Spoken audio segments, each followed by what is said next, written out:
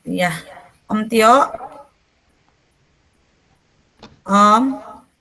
Siap Bu, udah saya rekam. Iya, terima kasih. Bismillahirrahmanirrahim. Assalamualaikum warahmatullahi wabarakatuh. Waalaikumsalam warahmatullahi Waalaikumsalam warahmatullahi wabarakatuh. Alhamdulillah, nahmaduhu wa nasta'inuhu wa warahmatullahi nastaghfiruh wabarakatuh. wa na'udzubillahi min syururi anfusina wa min sayyiati a'malina. May yahdihillahu fala mudhillalah wa may yudlilhu fala hadiyalah. Asyhadu an la ilaha illallah wahdahu la syarikalah wa asyhadu anna Muhammadan abduhu wa rasulullah nabiyya ba'da. Alhamdulillah, puji dan syukur kita panjatkan kepada Allah Subhanahu wa taala, di mana pada hari ini saya berkesempatan untuk menyampaikan tentang budaya positif dalam tugas aksi nyata CGP Angkatan 10.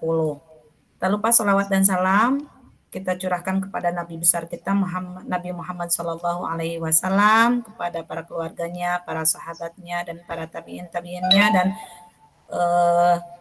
umatnya yang setia mengikuti sunnah beliau hingga yaumul kiamah. Amin ya rabbal alamin. Untuk mempersingkat waktu, pertama-tama saya ucapkan terima kasih kepada Ibu dan Bapak Guru yang telah hadir dalam Jimit kali ini, dan orang tua siswa, Bapak Agung, Ibu Rifa, dan teman CGP saya, terima kasih semuanya sudah meluangkan waktu di kesempatan untuk menambah ilmu, khazanah ilmu kita pada sore hari ini. Terima kasih, mudah-mudahan menjadikan amal soleh untuk kita semua dan menambah ilmunya. Amin ya rabbal alamin. Untuk mempersingkat waktu, saya akan membagikan sebentar. Sudah muncul belum Ibu Bapak? Belum, Bu. Belum, Bu. Bentar.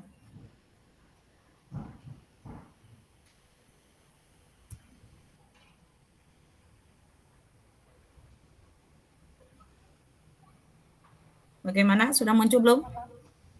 Belum, Bu. Belum. Belum. Sebentar.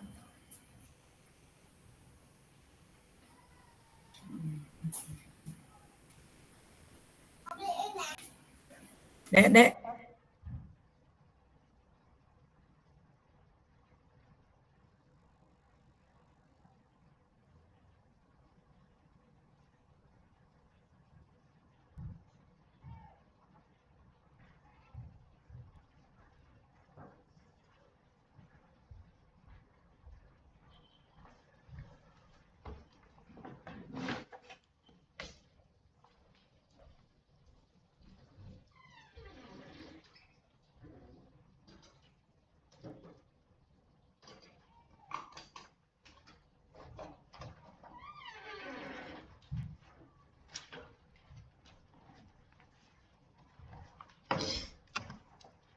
Sudah muncul, Bu. Sudah muncul, Bu.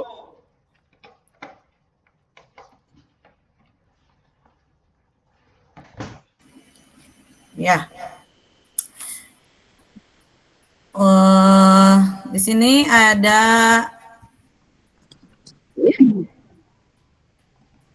aksi nyata modul 1.4 budaya positif, yaitu tentang menyebarkan pemahaman dan pengalaman penerapan budaya positif.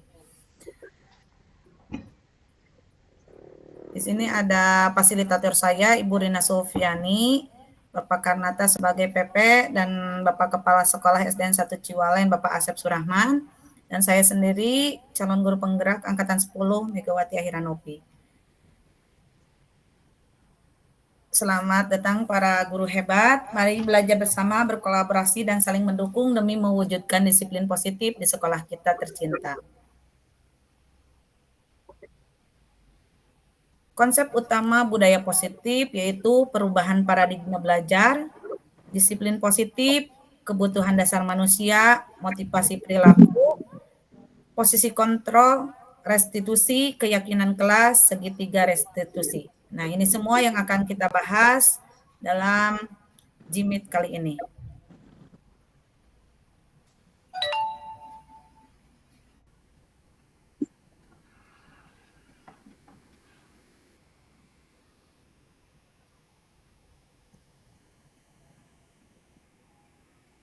Disiplin positif. Dalam budaya kita, makna kata disiplin dimaknai menjadi sesuatu yang dilakukan seseorang pada orang lain untuk mendapatkan kepatuhan. Kita cenderung menghubungkan kata disiplin dengan ketidaknyamanan, ya. Jadi sangat menyeramkan dengan kalimat disiplin, ya. Sebagai pendidik, tujuan kita adalah menciptakan anak-anak yang memiliki disiplin diri sehingga mereka bisa berperilaku dengan mengacu pada nilai-nilai kebajikan universal dan memiliki motivasi intrinsik bukan ekstrinsik. Disiplin positif merupakan salah satu cara penerapan disiplin yang bertujuan untuk menumbuhkan kesadaran serta memberdayakan anak untuk melakukan sesuatu tanpa sogokan, ancaman, maupun hukuman. Ini ada kebutuhan dasar manusia, di mana kebutuhan dasar manusia itu harus terpenuhi. Dan di mana sering kita temui di sekolah kita, ada banyak peserta didik kita yang memiliki masalah-masalah di sekolahnya. Nah, itu disebabkan karena kebutuhan dasar manusia mereka itu tidak terpenuhi. Mari kita lihat apa saja kebutuhan dasar manusia. 1, kasih sayang dan rasa diterima. Nah, kasih sayang ini biasanya diperoleh dari kedua orang tua. Dan rasa diterima dia sebagai individu, sebagai anak, sebagai kakak, atau sebagai warga masyarakat ketika dia bermain di rumahnya. Kemudian di sekolah, dia akan mendapatkan kasih sayang dari ibu guru dan rasa diterima oleh teman-teman sekelasnya. Di mana jika rasa itu hilang, maka si anak itu akan bertemu dengan masalah atau menemui masalah. Kemudian bertahan hidup. Kemudian penguasaan, kebebasan, dan kesenangan. Ya, kita harus melihat apakah si anak itu menyenangi pembelajaran, menyenangi lingkungan sekolahnya, kemudian kebebasan untuk berekspresi, itu segala dicarek gitunya, segala rupa dicarek, segala ulah gitu di sekolah atau di rumahnya. Penguasaan, dia mempunyai kekuasaan, dia mempunyai kekuasaan atas dirinya ataupun berhak atas sesuatu yang dia miliki. Kemudian untuk selanjutnya, motivasi perilaku manusia. Motivasi merupakan dorongan yang timbul pada diri seseorang secara sadar atau tidak sadar untuk melakukan suatu tindakan dengan tujuan tertentu. Menghindari ketidaknyamanan dan hukuman. Murid melakukan disiplin diri karena ia takut dihukum. Ini merupakan motivasi ekstrinsik. Kemudian mendapatkan imbalan atau penghargaan dari orang lain. Murid melakukan disiplin diri karena ia mendapatkan imbalan. Ini merupakan motivasi ekstrinsik, ya, seperti diiming-imingi gitu. Kalau ketidaknyamanan diancam, kayak diancam gitu ya, hukuman itu. Kemudian menghargai nilai-nilai kebajikan diri sendiri. Murid melakukan disiplin diri karena sadar akan nilai kebajikan dirinya. Ini merupakan motivasi intrinsik.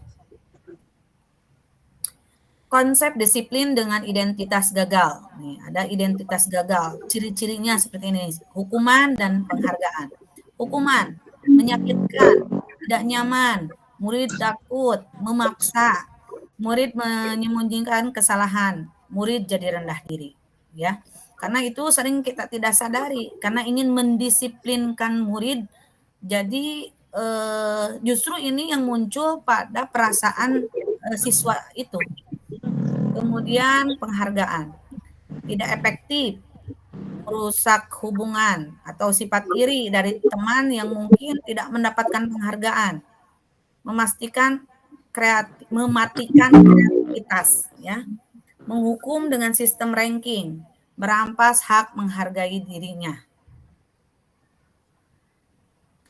Konsep disiplin dengan identitas sukses. Nih ada identitas sukses, konsekuensi, dan restitusi.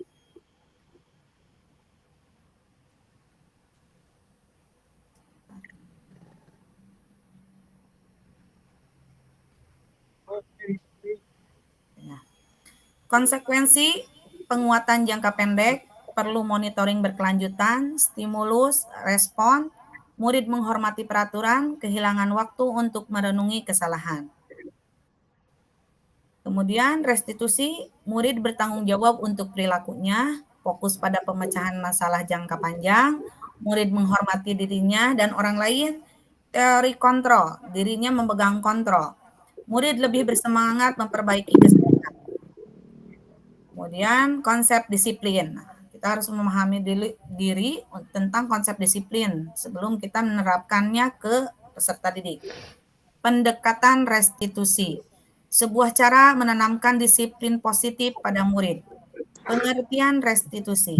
Restitusi adalah proses menciptakan kondisi bagi murid untuk memperbaiki kesalahan mereka, sehingga mereka bisa kembali pada kelompok mereka dengan karakter yang lebih kuat.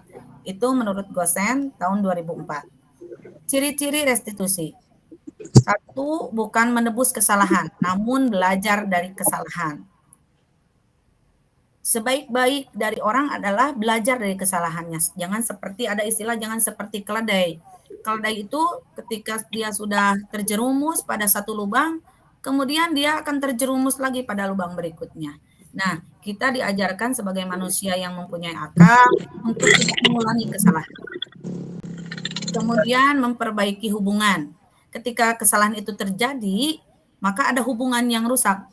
Bukan kita memutusnya, tapi memperbaiki hubungan itu tersebut ya. Kemudian tawaran, bukan paksaan ya, ditawarkan. Jika memang dia tidak suka, belum menyadari, tidak apa-apa. Karena kesalahan itu membutuhkan waktu untuk direnungi. Tidak tep-tewep, kata bahasa Sundamanya gitu. Kemudian menuntut untuk melihat ke dalam diri. Mencari kebutuhan dasar yang mendasari tindakan. Nah, itu kebutuhan dasar kembali kepada yang pertama. Kebutuhan dasar apa yang tidak terpenuhi? Nah, itu yang mungkin harus dipenuhi oleh si anak kepada siapa dia membutuhkan pemenuhan kebutuhan dasarnya itu. Kemudian fokus pada karakter, bukan tindakan ya. Karena yang akan kita perbaiki itu karakter siswa, bukan tindakannya. Menguatkan pada fokus dan solusi ya. Yang terakhir pada kasus guru Karol di SMK, SMP itu ada guru BK ya, di mana siswa itu dipanggil dan mengingatkan kesalahan mereka apa, konsekuensinya apa, kemudian yang terakhir mencari solusinya. Itu yang menguatkan dan fokus pada solusi. Maksudnya mungkin ke sana ya. Nanti kita bahas bersama. Kemudian perbedaan. Di bawah ini adalah sebuah perbedaan cara menghadapi siswa yang sering tidak mengerjakan PR atau tugas. Hukuman. Guru menghukum siswa tersebut hormat bendera selama 10 menit. Guru marah dan murid menjadi takut.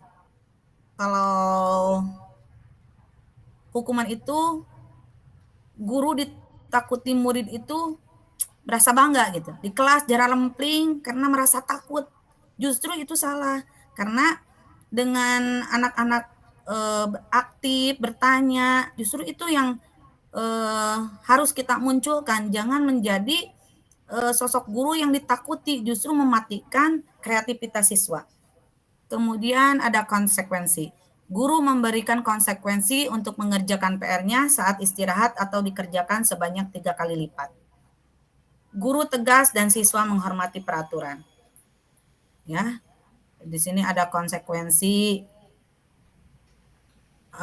ketika pelajaran terlambat, konsekuensinya mungkin ditambah, waktu istirahatnya dikurangi. Kemudian restitusi. Guru menanyakan keyakinan kelas dirinya dan membantu siswa menyelesaikan masalahnya. Guru terbuka dan siswa bisa lebih menghormati dirinya juga orang lain. Jadi dimunculkan rasa hormat kepada dirinya sendiri dan juga kepada orang lain. 5 posisi kontrol. Nah, ini Ibu Bapak, 5 posisi kontrol yang harus kita pahami. Di sini kita menjadi apa dalam mengontrol para siswa kita, para peserta didik kita. Apa kita bisa berperan sebagai teman, penghukum, pemantau, manajer, atau pembuat merasa bersalah? Mari kita simak contoh penerapan 5 posisi kontrol. Kasus, siswa tidak memakai atribut lengkap saat upacara bendera. Kalau penghukum, patuhi aturan sekolah, lalu berdiri di depan barisan. Nah, itu penghukum. Yang membuat merasa bersalah. Berapa kali ibu guru harus memberitahu kamu? Bu guru kecewa sama kamu. Nah, dia akan tertanam dalam hatinya bahwa gurunya kecewa sama dia. Dan terus akan merasa bersalah.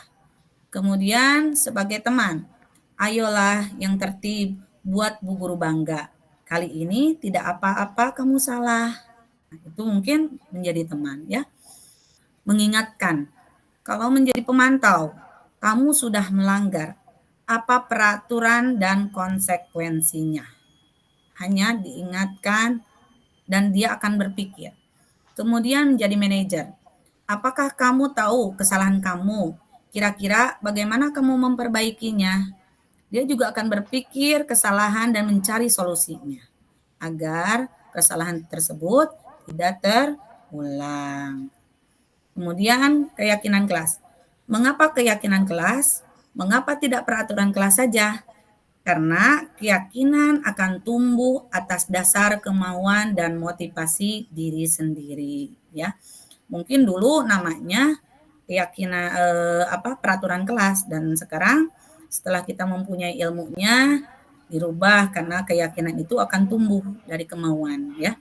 Kemudian contoh lainnya, mengapa kita harus memiliki keyakinan jika penggunaan helm pada saat mengendarai kendaraan roda 2 atau motor itu benar. Nah, itu menjadi sebuah keyakinan dalam diri bahwa keselamatan adalah nomor 1. Contoh lainnya, mengapa kita harus memiliki keyakinan tentang mencuci tangan setelah dari luar rumah dan saat mau makan? Nah, itu jawabannya akan menjadi keyakinan dalam diri si anak atau peserta didik. Kemudian, keyakinan kelas yang telah saya buat. Ini contoh ya, saling menjaga kebersihan, saling membantu dan bekerja sama, gemar membaca, disiplin waktu, menghormati siapapun dan dimanapun, saling menghormati sesama, belajar dengan antusias, selalu menerapkan 5E, salam sapa senyum ya, Ibu Guru Matos biasa. Bagaimana pembentukan keyakinan kelas? Lebih abstrak dari peraturan biasanya. Sedikit saja agar mudah diingat. Jadi tidak perlu muluk-muluk, yang penting anak ingat dan bisa diterapkan. Kemudian berupa pernyataan yang universal. Jadi mencakup semua aspek tentang misalkan di kelas kita. Semuanya bisa ikut serta peraturan yang sudah kita buat. Sesuai dengan kondisi kelas dan sekolah agar mudah diterapkan. Ya, kita harus bisa membaca dulu kondisi kelas dan sekolah kita untuk diterapkan kepada peserta didik. Jangan sampai kondisi kelas kita dan sekolah kita seperti ini, keyakinan kelasnya menjadi B gitu. Bagaimana anak-anak bisa menerapkan jika tidak sesuai dengan kondisi? Kemudian dibuat dalam bentuk positif ya, dihilangkan kata-kata negatifnya, tapi menumbuhkan positif dalam diri anak. Semua warga kelas dilibatkan saat pembuatan. Jadi tidak ada yang bisa mengelak karena semua sudah mengetahui dan siap untuk menjalankannya. Segitiga restitusi. 1. Menstabilkan identitas. Kita semua akan melakukan hal terbaik yang bisa kita lakukan. Validasi tindakan yang salah. Semua perilaku memiliki alasan. Kemudian menanyakan keyakinan. Kita semua memiliki motivasi internal. Nah, Ini contoh segitiga restitusi. Di bawah ini adalah salah satu cara menyelesaikan masalah. Ketika ada murid yang sering terlambat datang ke sekolah. Satu, menstabilkan validasi ya. Kemudian refleksi kegiatan aksi nyata hari ini. Dalam penerapan program disiplin positif, hendaknya guru memiliki standar kepribadian, keprofesian, dan sosial yang baik, di mana guru mampu berefleksi pada posisi kontrolnya saat ini, mulai dari bagaimana perjalanan dirinya sebagai seorang among atau posisi manajer yang menuntun murid-murid menjadi insan yang mandiri, merdeka, dan bertanggung jawab. Ya. Mungkin itu Ibu dan Bapak Guru serta orang tua siswa yang sudah hadir. Jadi disiplin positif itu memang kita harus dimulai dari diri kita sendiri, memberikan contoh bahwa kita membawa banyak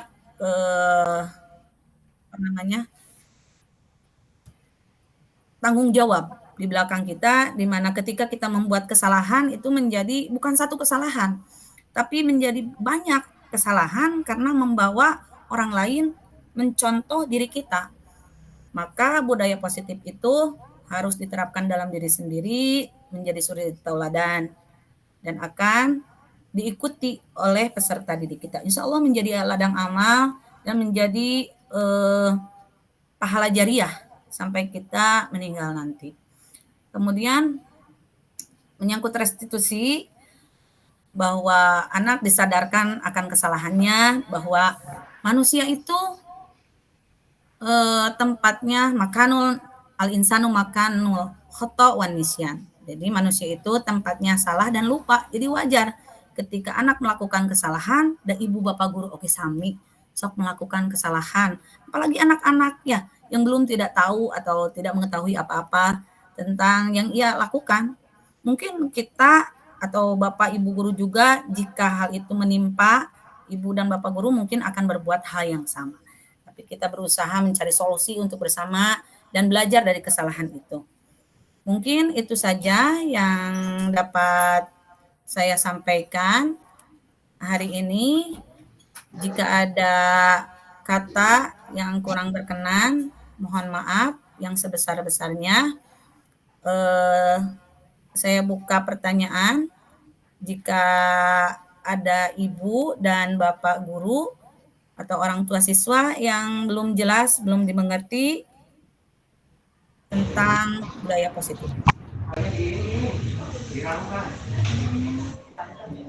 Ya, mangga Bapak Fian, ada sesuatu yang mau didiskusikan untuk sore hari ini atau ada sebuah wejangan untuk kita sebagai ibu? Ya. Bismillahirrahmanirrahim. Assalamualaikum warahmatullahi wabarakatuh. Dari pemaparan Ibu Guru tadi sudah jelas ya bagaimana kita menerapkan tentang hal-hal yang berkaitan dengan kedisiplinan, karakter untuk anak menjadi baik.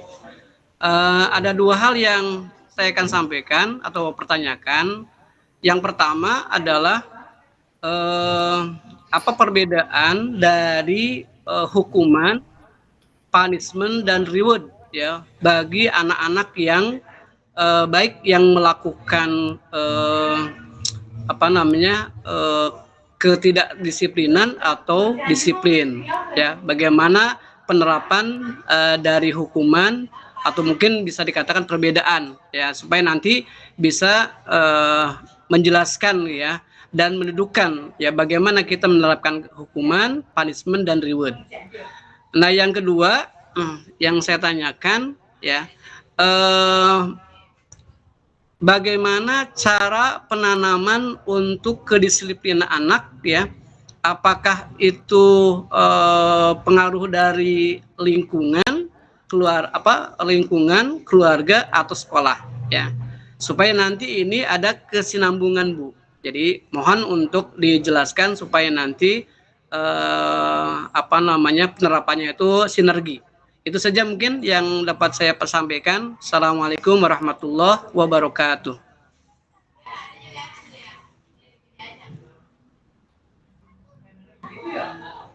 Maaf, barusan terkait jaringan, Bapak Pian, saya terpental keluar. Mohon diulangi pertanyaannya. Satu, perbedaan Hukuman, hukuman. punishment dan reward, ya. Bagi anak-anak yang mungkin melakukan kesalahan atau mungkin melakukan kedisiplinan. Yang kedua, ya, bagaimana penerapan, ya, kedisiplinan itu, apakah dimulai dari rumah, lingkungan, atau sekolah, supaya nanti ini menjadikan sinergi, supaya nanti tidak ada saling menyalahkan. Jadi anak disiplin sekolah, tapi ketika di luar tidak. Nah, ini mungkin itu yang dipertanyakan. Terima kasih untuk pertanyaannya Bapak Pian. Mungkin akan saya jawab. Tadi terkait dengan punishment dan reward, sudah saya bahas di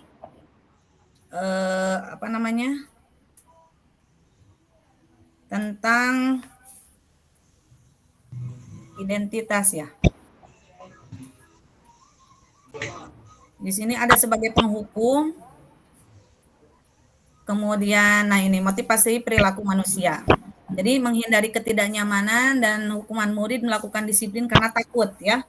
Justru hukuman dan reward itu indikasi motivasi yang gagal.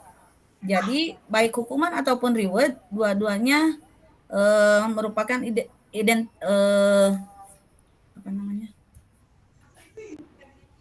identitas gagal, karena hukuman itu menyakitkan, tidak nyaman, murid takut, terpaksa, murid menyembunyikan kesalahan, murid jadi rendah diri. Kemudian reward juga tidak efektif, merusak hubungan atau menimbulkan rasa iri, mematikan kreativitas, menghukum dengan sistem ranking atau merampas hak menghargai dirinya. Mungkin itu karena kenapa hukuman dan reward kurang identitas gagal, karena ada identitas yang sukses, yaitu konsekuensi dan restitusi. Jadi kita tidak perlu menerapkan reward atau dihindari, tapi menerapkan konsekuensi dan restitusi supaya peserta didik kita menjadi manusia yang hebat dalam versinya. Kemudian bagaimana penerapan kedisiplinan, apakah mulai dari lingkungan, rumah, atau lingkungan sekolah? Mungkin itu ya pertanyaannya. Ya. Jadi menurut saya harus sinergi itu memang dimulai dari di rumah, karena ibu adalah madrasah bagi anak-anaknya. Jadi sebelum berangkat ke sekolah, anak-anak itu sudah mempunyai potensi yang sudah dia miliki. Jadi ibu dan bapak guru yang ada di sekolah itu hanya menebalkan garis merah yang sudah dimiliki oleh anak. Dan di sekolah pun anak-anak hanya beberapa jam saja, sedangkan di rumah, di lingkungan rumah, itu lebih besar pengaruhnya. Jadi mungkin ada kesalahan, jangan ada saling menyalahkan antara ibu guru, orang tua, tapi harus sinergi antara ibu guru dan orang tua ketika peraturan itu diterapkan kepada peserta didik atau anaknya. Jadi komunikasi dua arah itu harus jalan antara guru dan orang tua. Mungkin ada tambahan dari Bapak Kadis atau yang lainnya, Ibu KS, Ibu Nopi atau Bapak Yohanes.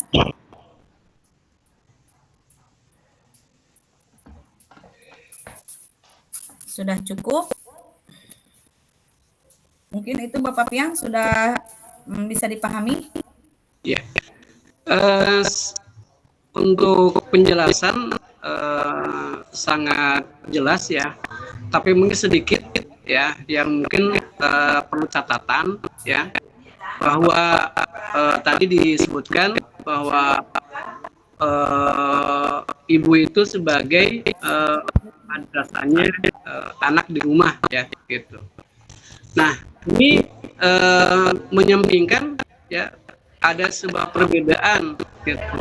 Kenapa mamanya ibu menjadi sebuah keteladanan untuk anak-anaknya gitu, untuk mendidik gitu. Nah yang mungkin Bu Mega perlu dipertajam gitu kan ya, bahwa salah satu karakter yang harus dijadikan dasar ya bagi anak itu memang keteladanan gitu. Tapi ada yang lebih yang lebih mengkokohkan adalah bagaimana menerapkan nilai-nilai ad-din ya atau agama ya kepada anak ya, supaya itu menjadi dasar awal gitu. Karena kalau mencontoh ya memang ya anak itu lebih cepat untuk mengambil keteladanan gitu. Tetapi mungkin yang lebih menguatkan supaya menjadi karakter adalah di mana anak harus lebih diperkokoh tentang nilai-nilai agamanya. Itu mungkin sebagai tambahannya. Jadi teori dan pelaksanaan ya itu biasanya agak jauh gitu. Tetapi kalau anak sudah didasari dengan nilai agama, maka dimanapun ya dia berada, itu kalau kita ibaratkan seperti ikan di lautan, dia akan mampu menjaga dirinya gitu dimanapun kapanpun. Jadi ketika namanya tadi pendidikan dua arah antara guru dan orang tua, tetapi kalau seandainya ya nilai-nilai agamanya kurang, itu pun akan menjadi tidak seimbang. Jadi kalau mungkin sebagai tambahannya buat Bu Mega, yaitu bagaimana pendidikan nilai-nilai agama itu sangat dikuatkan untuk nilai-nilai anak, karena anak di usia sini itu lebih kuat ya untuk menerimanya ya, seperti Rasulullah mengatakan ya adibu auladakum bisolah ya, ajarilah anak-anak itu ketika anak yang usia 7 tahun itu dengan sholat ya. Nah ketika mamanya ada pelanggaran, maka adibu, maka pulang. Dalam artian ada punishment ataupun reward yang harus ditanamkan kepada anak ini. Itu mungkin sebagai tambahannya Bu Mega. Ya, terima kasih Pak Pian.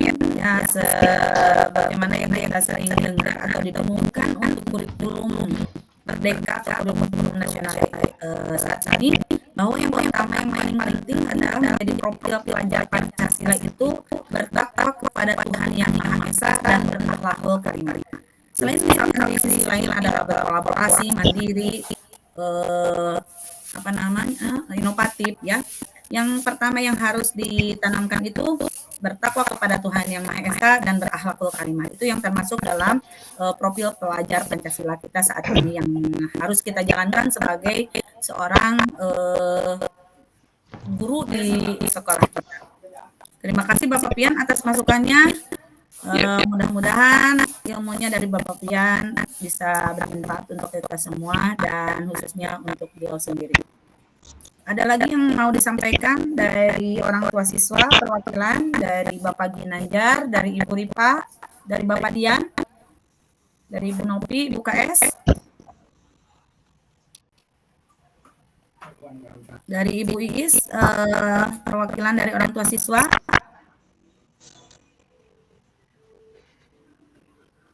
Ada yang mau disampaikan?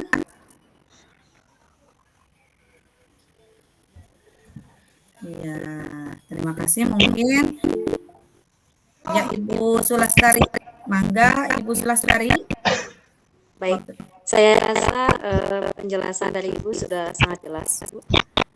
Hanya saja di sini tekanannya bahwa penerapan disiplin positif tentu saja harus ada sinergi atau kolaborasi baik antara sekolah, orang tua. Jadi penerapan disiplin positif itu tidak hanya dilaksanakan di kelas saja atau di sekolah saja, tetapi pantauan orang tua juga diperlukan supaya penerapan disiplin positif ini bisa berjalan secara konsisten sehingga dapat menumbuhkan budaya positif dan nanti akan menemukan karakter yang sesuai dengan politik belajar Pancasila. Salah satunya adalah untuk yang tadi disebutkan bahwa yang pertama adalah menciptakan berkarakter memilih belajar Pancasila. Yang pertama adalah beriman dan bertakwa kepada Tuhan Yang Maha Esa dan berakhlak baik. Itu saja Ibu. Ya, Terima kasih. terima kasih Ibu.